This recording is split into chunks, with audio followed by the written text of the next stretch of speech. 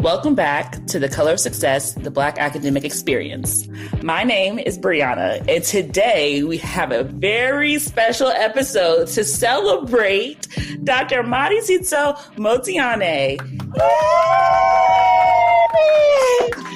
So first off, I would like to say congratulations for passing your defense. Thank God.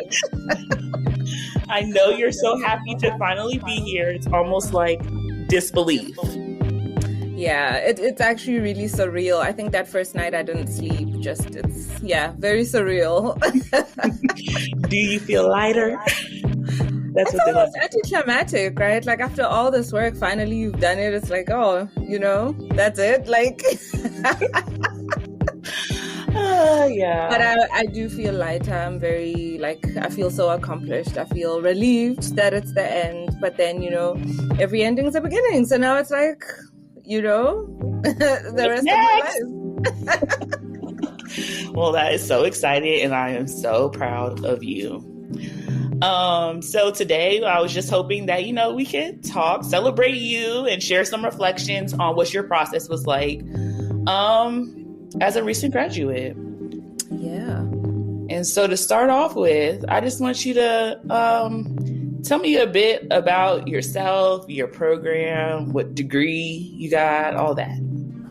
Okay, so maybe to also go back to why write this degree. So I am a trained maths teacher. That was my first degree.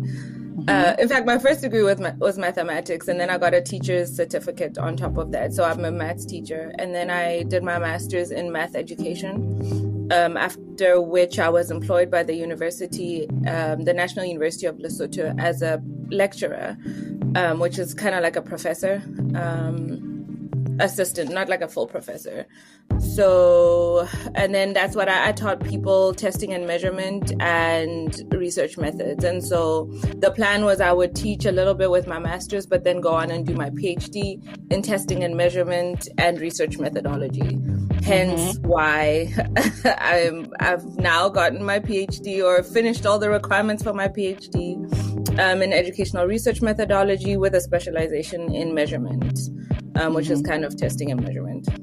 And I love how you just casually say, I was recruited to be a professor at the university.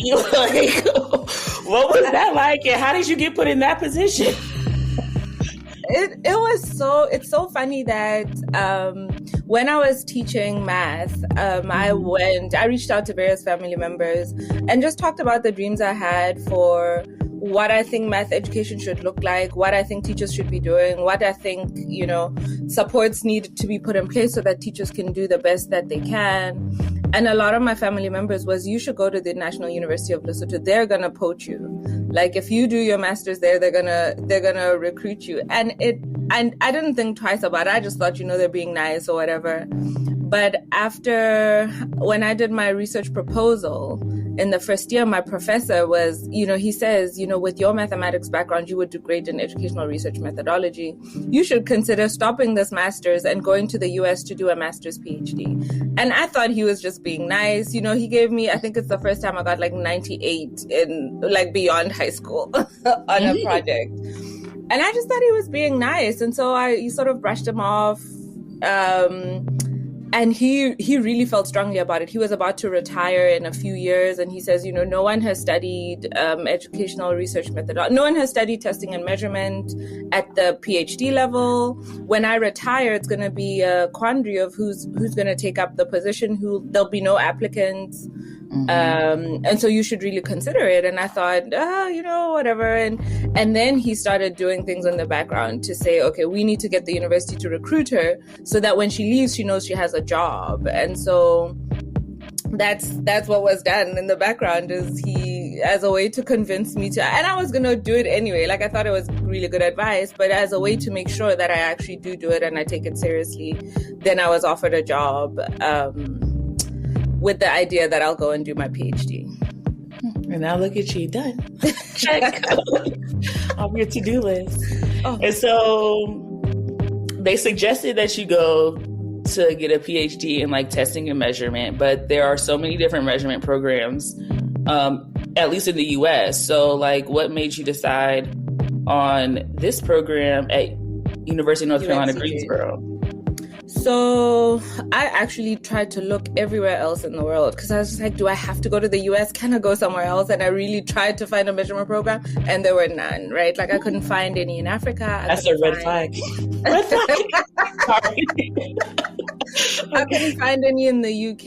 And, you know, Lesotho is a former British colony. And so really I'm more familiar with the UK system of education. And so I would have been really comfortable doing a PhD in the UK, but they didn't have a program. So in the US, he had suggested 3 programs because he had gotten, so this professor who recruited me had gotten all his degrees in the US. And I think one of it was in Minnesota. One was in, I'm trying to think, Ohio at Athens, and the other was at UNC Chapel Hill. But when you're at Chapel Hill, I guess you hear about the measurement program at UNCG. And so this was really one of the programs that he strongly recommended. I'm so glad I didn't even apply to Minnesota. The first year I arrived, there was a conference in Minnesota and people said the temperature was like -40. I'm just like, this could never have been me. Like, I am not built for the cold like that. I did apply to Ohio and to UNCG. UNCG just responded first about the funding. And so that's how I made my decision. But when I look at the grand scheme of things, like this was the perfect program for me. I made the best friends that I could have made, you know, the contacts that my daughter made and the friends that she's made. I couldn't have written it better myself. That's always great to have the support, and your child, especially, to have the support that she needs. Yeah. So I hear like your professional like reasons and motivations for coming to this program. Were there any like personal things that you were hoping to gain from your academic experience here?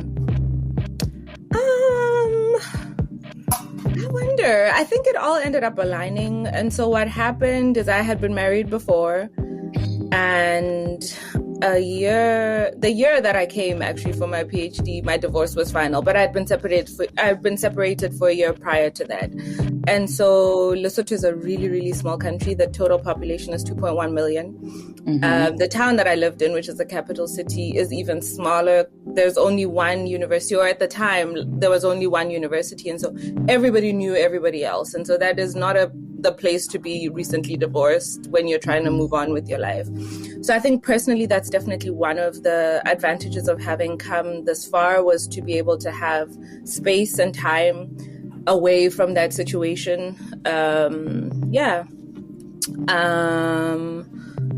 I think, you know, even as we grow older, the relationship we have with our parents changes. And so living in the same city as your parents is not easy when you're going through life, and life is lifing.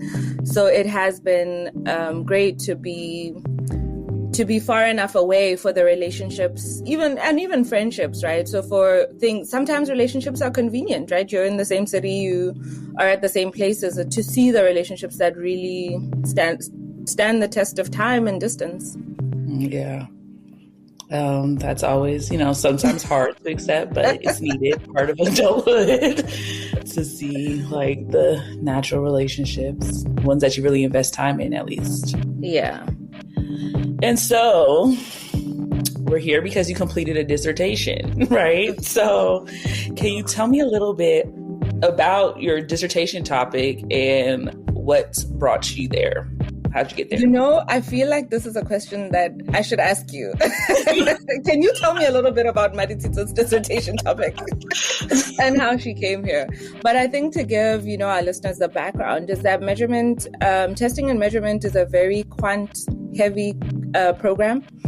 It's very statistics heavy. And, you know, I think this has been the practice.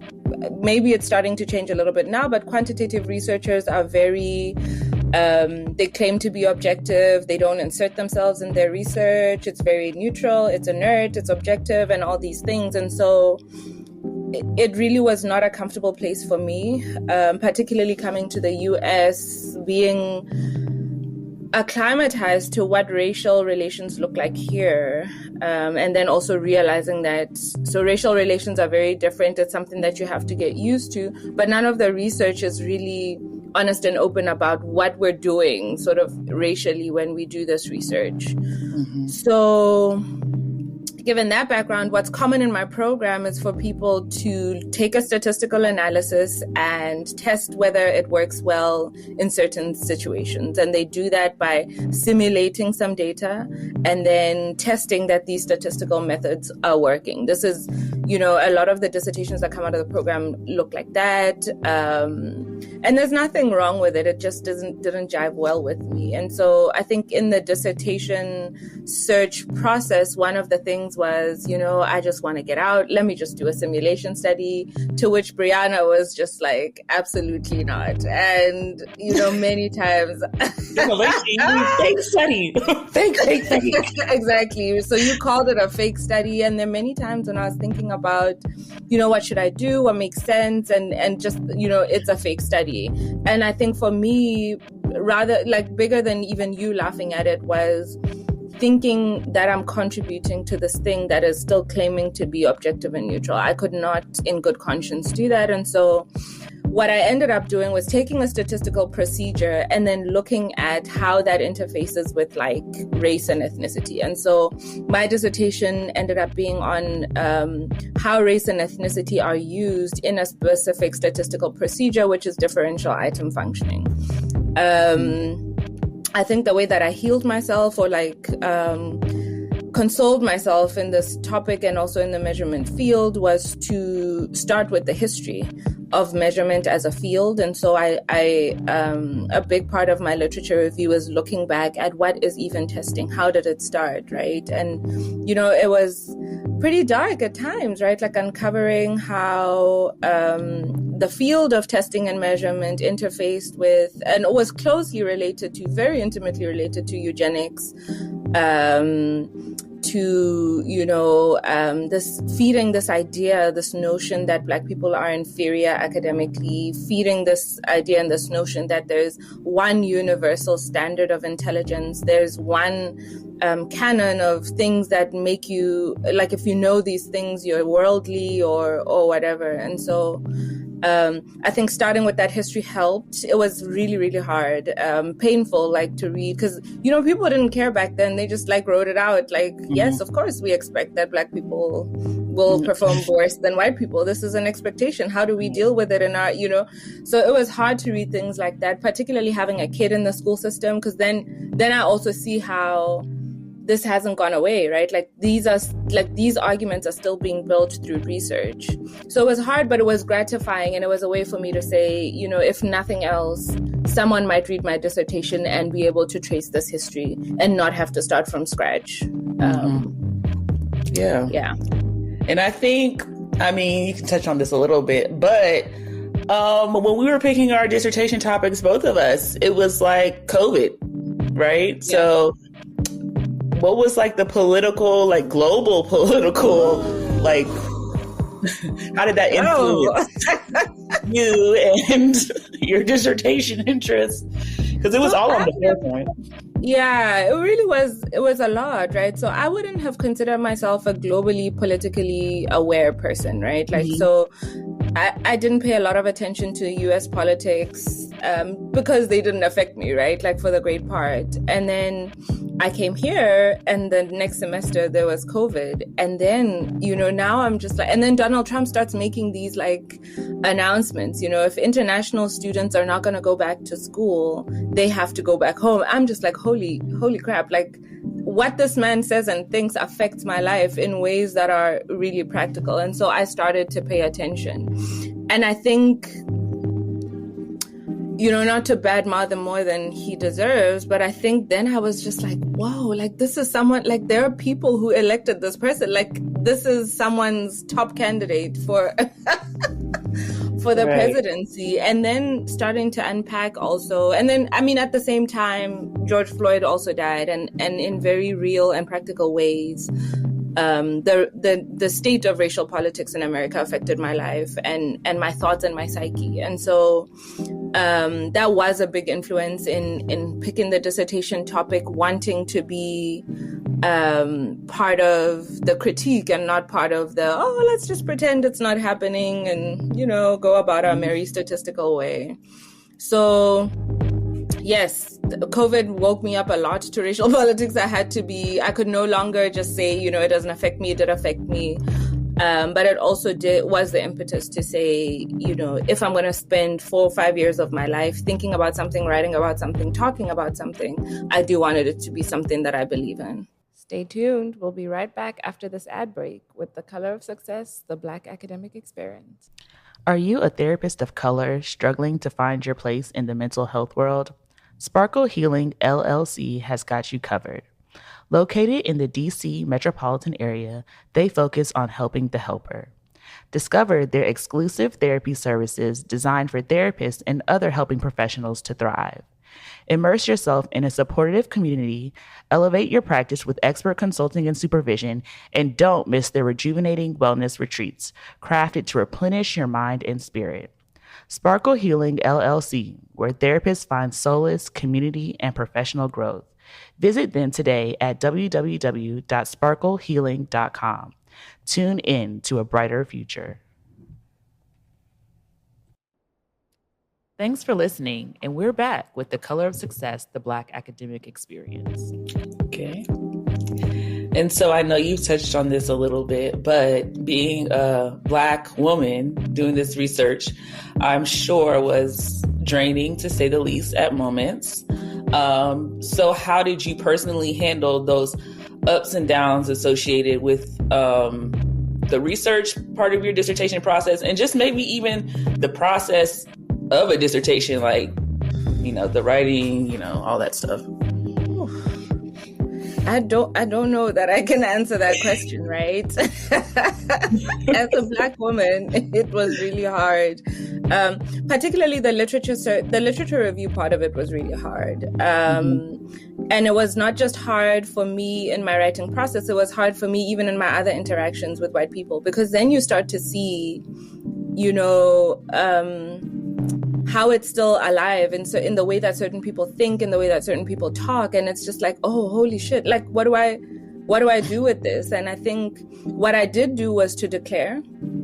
And so in spaces where I did have to interact, I did declare that, this has been a really heavy process for me. This is what I'm uncovering and this is what I'm feeling. It doesn't always work. People don't care, right? Like, work is not necessarily the place for your feelings, but at least I was open and honest, and that helped me to sort of place it outside of myself.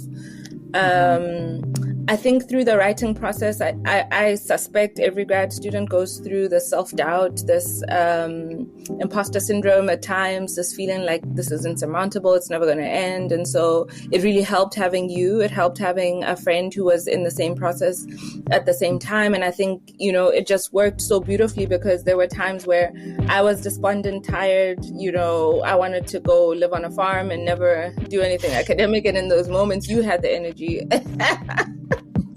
And you I wish y'all could know the grief she gave me about wanting to go on a farm. And then she turned around a semester later and said, actually, we can be Dr. Farmers. It switched quite nicely, but yeah, it was intense. It was a lot, right? And so it was really helpful for you to have energy when I didn't, and for me to have energy when you didn't. There were times where you were tired, you were, feeling like this doesn't matter, and it was good to have someone interested enough. And I think it also, dissertations take up a lot of mental energy. And we started, I think, with a big cohort. We started wanting to be there for each other, wanting to support each other, brainstorm with each other and things like that. But I got to a point where it was too much, right? And so in my mind, I could only keep my dissertation and your dissertation and be able to answer. Because I don't know if people will know, but it's wild. Like, there are days you wake up and you're just like, wait, does this research question make sense? I need to start all over again. Yeah. Or, wait, maybe I should do this study in this away. And so it really does help to have someone who's invested enough to say, nope, the first research question made sense. Don't waste your time. This is a rabbit hole. You can absolutely do it. And so that is one of the ways that it helped, that I was able to cope, I think, and to handle the process. There was a lot of writer's block. There was a lot of feeling like nobody cares. about what I'm interested in researching. And I think that's not unique to you and me alone. I think that's what a lot of people go through. Like, does it even matter? You know, there were many times where, you know, I remember I said to you, no one is going to read this. Like, the 3 people on my committee are going to read this, and this is it. Like, nobody cares about this, which was a good thing sometimes, because it's just like, oh, you know, only 3 people are going to read it. It's fine. But then sometimes it's just like, oh, what a waste. Like 50,000 words and only 3 people are going to read it. Yeah. Earlier you said you dealt with some of these ups and downs related to your dissertation process by like declaring who you are and your values. How did that impact your belonging in your program?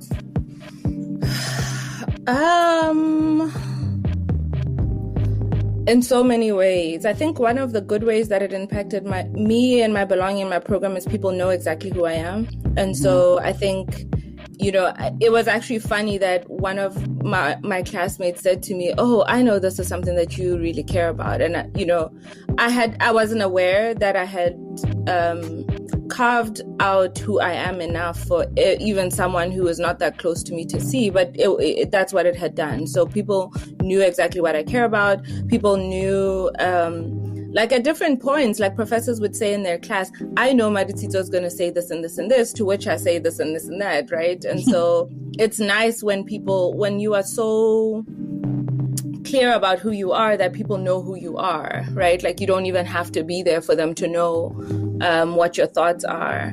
I think UNCG is a former PWI.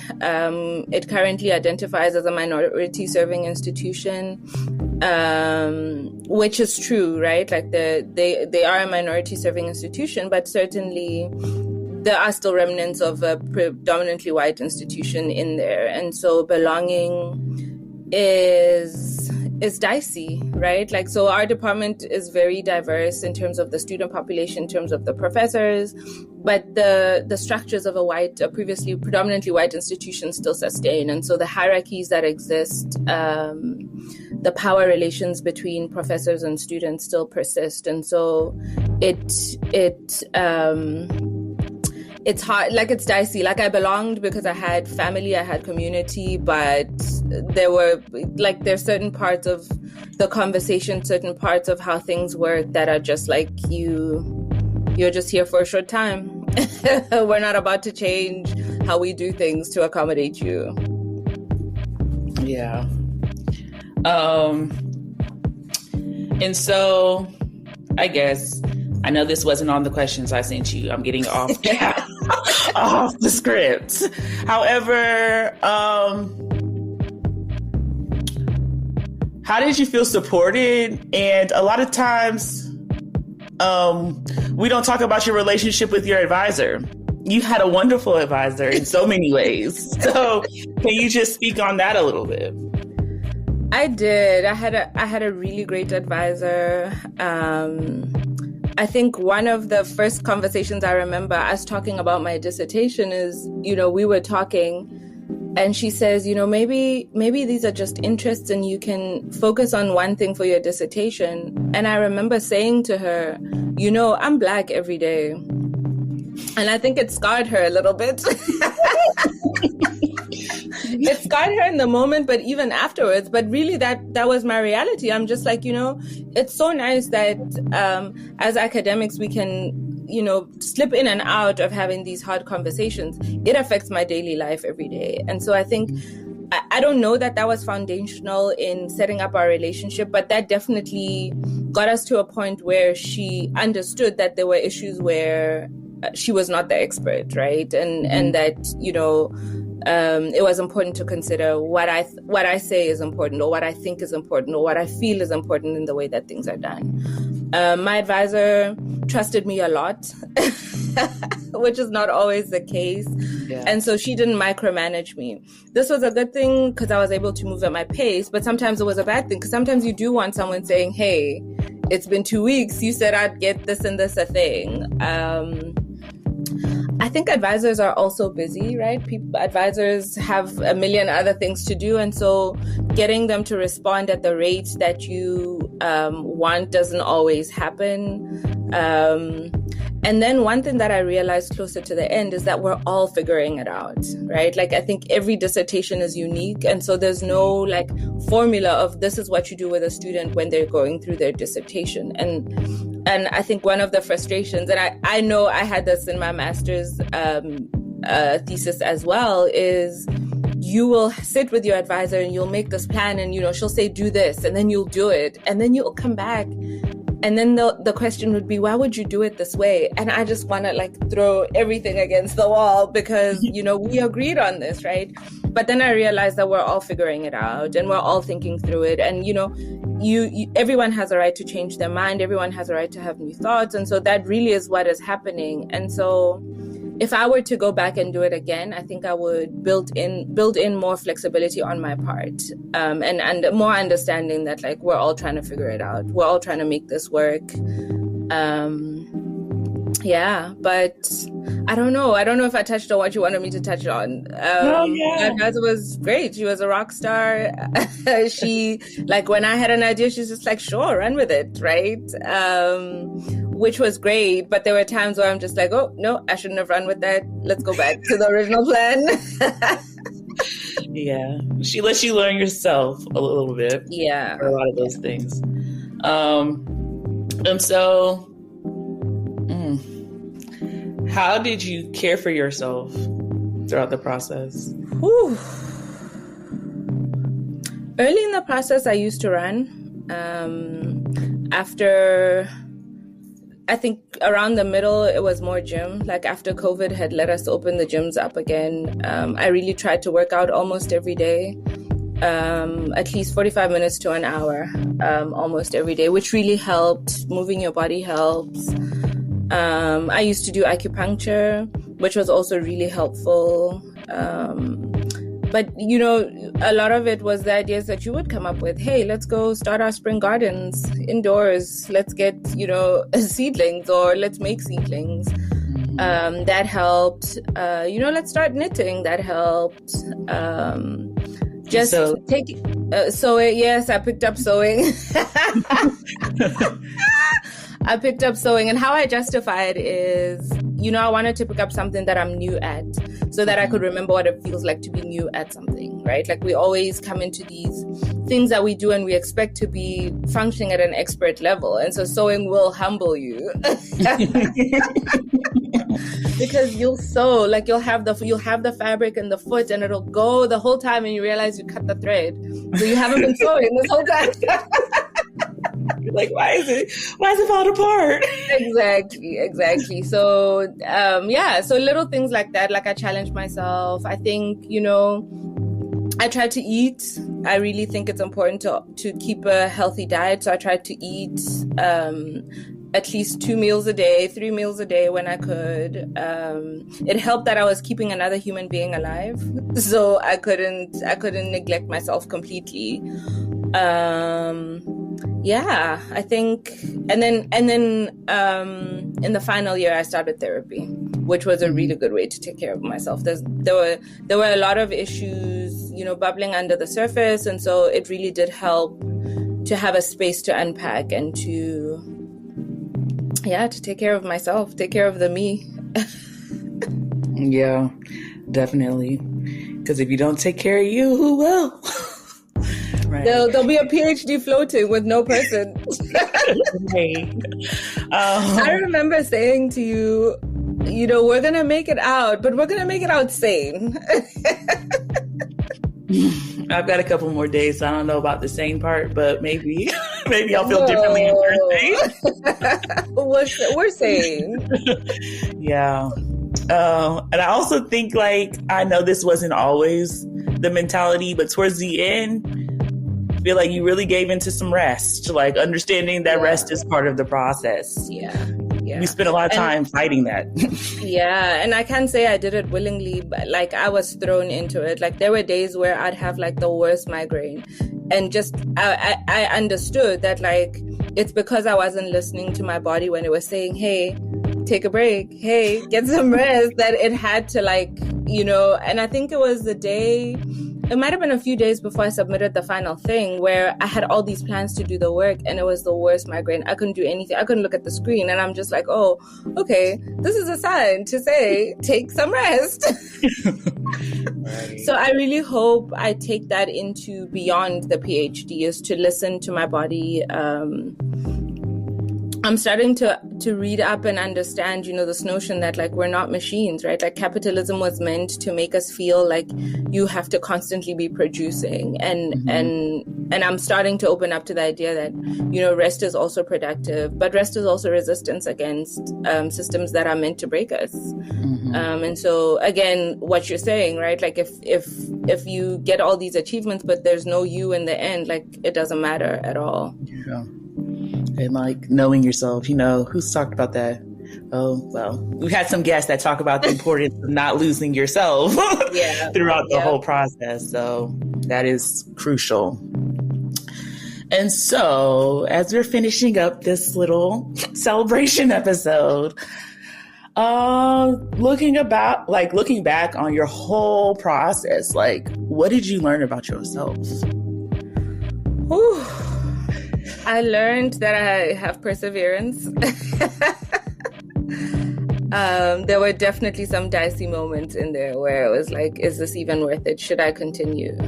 I learned that I can do hard things and persist. I learned that I can convince people about things that I think are important. I learned to be a learner again. I learned to be a novice at things. I learned to be new at things. I also learned to cut myself some slack. I think, I've said this a lot, is, we hold ourselves to such high standards that we don't even hold other people to, right? And so really, I think I've learned about myself that I can be gentle with myself, and it'll be okay. I think, yeah. I think that might be the big one. So perseverance, yes, but also that, it's okay. For one of the hardest things to hear was your dissertation can't be the best thing you do in your career. If that's the best work, then there's something wrong. And so really understanding that this is the first of many. And so that is hard when you grew up type A-ish, right? Like a people pleaser-ish. Girl-ish. It's hard to get to a point where you can give yourself grace, you can let something not be 100% perfect and still turn it in. But this process taught me that I can do it. It taught me that, not everything that goes to market is perfect. Like, some things are perfected on the way. Definitely. Man, I had a follow-up question, but it completely left my mind. That's fine. Yeah. But yeah, those things are so, important to learn about yourself. But thinking, that's what I wanted to say. So a big thing that we love to do is manifest and speak what we want into existence. So I know that there are no definite plans for you right now, but like, if you had to speak what you want, like, for your career, your professional life, what do you want? What do you see your life being like in the next 5 years, now that you're almost on the other side? So I don't know if this is a 5-year thing. It might be even beyond 5 years, but I want to be the Minister of Education. Before, the dream was to be the Minister of Education in Lesotho. Then I was the Minister of Education in Southern Africa. But I think the way that, politics are maturing in Africa, I think we are going to have an African Union that is functional. And so my dream job is to be the Minister of Education in the African Union. You got it, girl. Speaking, you put it out there now. Yeah, like, that definitely is where I'm going. I think my dream is to see systems of education, institutes of higher education, K through 12, whatever, that affirms Blackness, that glorifies Blackness, that measures the things about Blackness that are great and are unique and are, abundant. And so that definitely is what I'm putting out into the universe. I think anything that happens in the next 5 years is for that, right? Like, so any job that I want to take should be something that teaches me how to build community, that teaches me how to imagine and enact a world where whiteness does not exist, right? Like where it's not even like we're trying to, get rid of white people, but to say like, there are so many things that we could be thinking about, theorizing, talking about, developing, whatever, that have nothing to do with whiteness. So that's that's what I'm manifesting. Minister of Education, definitely, but also just being a present and productive citizen in producing this world that affirms a world that I want my daughter to live in, that I want, my nieces and nephews to live in. That I want to live in. That we all want to live in. Exactly. Yeah, that is so important. And at times during our program, sometimes that's hard to think of when you're only reading stuff from white men. Yep. Not just reading, learning from white men, understanding that they also control the means of how information is disseminated, like journal editors, publishers, book publishers, conference organizers, job markets, private industry, firms that do research and evaluation. I think it's designed to be demotivating, but it could be demotivating. But yeah, it's keeping the dream alive within all of that. Right. And so for our final question, I'll ask what we ask everybody else. I know I wasn't ready. This is so crazy that I asked this question, but I wasn't ready. Wow. So if your dissertation journey was a novel, what would you title your book? Ooh.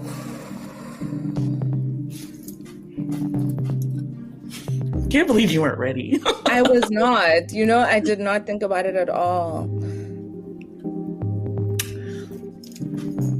So the dissertation journey, not the grad school journey.